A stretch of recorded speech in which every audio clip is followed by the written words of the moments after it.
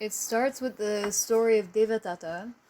So I was reading this story again recently, and what's interesting for me about it is that you kind of can get the impression that he was just totally evil guy, obviously right from the beginning, and it's not really shown the fact that he actually practiced as a monk normally and had no kind of major incidents, so he was sort of living a good life of a monk in the sense for 20 years or something. Like he was living as a monk, listening to the Dhamma, practicing with some kind of concentration meditation for 20 years.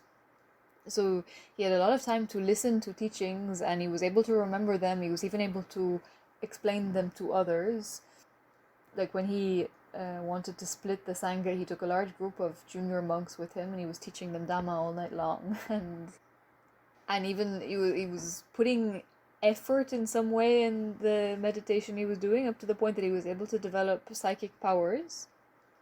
So you have to understand how come then, even he was listening to Dhamma for so much, it was just that he had no understanding and nobody explained anything to him. He was there, he was hearing the Dhamma, and he could have developed right view, and he could have become Sotapanna like Ananda. He could have gone in that direction. So how come he was able to accuse the Buddha of insulting him? How come he was able to plot to split the Sangha, to make a kind of plot to gain power and do so many actions to try to kill the Buddha out of hatred and thirst of power, even despite learning the Dhamma for so long? The reason is that even he was there listening to the Dhamma, it was the wrong view listening. This that was unquestioned and had its way all along. He never removed his wrong view. He never questioned what he thought was right. Always it was I, himself, who was first. The Buddha insulted me, and now when this self is listening and the self is deciding and the self has its self-interest, then the self needs a self to defend the self. So he's not able to understand what the Buddha is telling him or anything, just the Buddha insulted me in front of everybody, and now he becomes the enemy of the Buddha. So it doesn't matter how much Dhamma he's listened to, all of it he will twist to his own version or his own way. All of it will be filtered through the eyes of wrong view. And the wrong view is another way of saying this self, like the self point of view. That it's everything is I am hearing, I see, I am first, I am most important. Whatever hurts me is bad, whatever is good for me is good. That's the point of view of self. So it cannot see what is right as right and what is wrong as wrong. It's always what's good for me is good. And the main point about this is about trusting the mind. The problem is that the wrong view arises and continues when you trust what is seen, heard, felt, sensed, thought, remembered, wished for, looked for by the mind. When you trust whenever arises in the mind. And when you take all of these things for granted, then automatically it is I hearing, I seeing, I looking. As long as when you are trusting it, doesn't matter how much you hear the Buddha talking about anatta, I is listening to the Buddha talking about anatta. I can talk about anatta to others. I can think about anatta, but you haven't questioned what is being heard, what is being understood. You haven't looked in that direction. You're still trusting the mind. As long as you blindly trust everything and looking only at the outside objects that you like and that you don't like, the things that you see and you hear, then it's automatically I see, I hear, I feel. Then you can't get rid of the self like this. No matter how much you would like to think, there is no self, or self is bad, or self is suffering, still it's self hearing and thinking all this because you're still trusting the mind.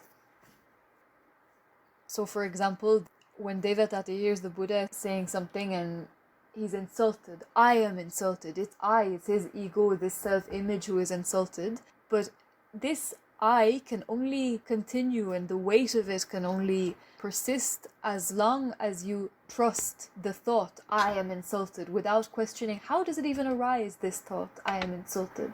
How is it formed? It has to be based on contact at the sixth sense door. It has to be based on the eye in contact with the sight, the ear in contact with the sound. now the memory arises, now all these things are formed together, but you never look at that direction of how these things are formed to see that, oh, the thought even, I am insulted, what is it? Where is it? What does it actually refer to?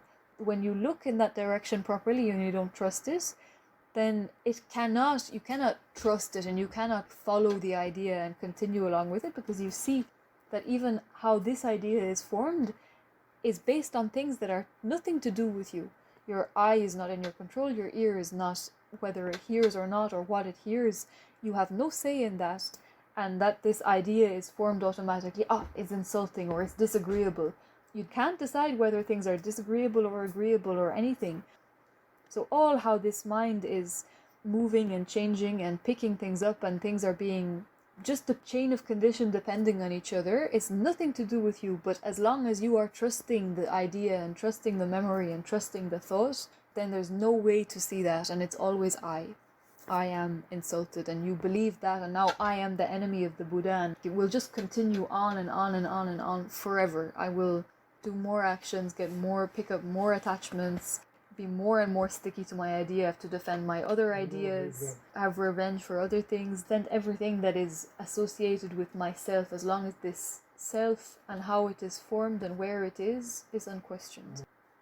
Anything that you think about, the whole idea of self is like an image, that any thought about, what did I do in the past, or what did somebody do to me in the past, or what might I do in the future, all based on all kind of experience that you might have had since the age of 2 years old up until now. Any kind of thought of what I have done or what I will do, the self has to be based on these different memories and different thought of past and future. But when you look at it, when it arises, what does it actually refer to? It's just a thought that there is nothing to it. It refers to something that doesn't exist, as in, somebody did this to me. Where is it? It's exactly on the same level as thinking about somebody who is dead. That person or that event, it doesn't exist at all. You don't even remember it properly. This thought, empty image or empty notion arises, and that's it. Where is the heavy, solid, fixed self? The self always has to be fixed, it has to be solid, cannot be, if you see this I am, a bunch of different elements that are all stuck together and just put together randomly like that, like a computer, then it cannot be I. You cannot take it as mine, myself. It can refer only to these 5 aggregates. And the 5 aggregates, even right now, at this moment, can change beyond your control, without your will.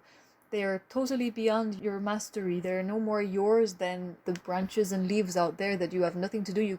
They are there, they happen to be there, and you can't stop them dying, you can't stop them being broken. And yet, you think that this is you, mine. That is suffering. That's why it's suffering, because it's not yours. The self-image can only stand up as long as you never look in that direction of how it is formed, even the idea of mine or myself, or the thought of I will do this or this happened to me. It can only stand up as long as you totally trust what I see, what I hear, and you're only looking outside.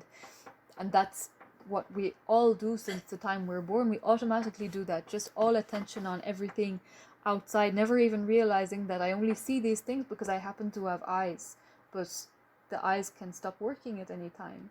But all is like totally taken for granted. As soon as you start to question it and put it into question and not stop to trust it, it's like removing the fuel from it, stopping to feed it.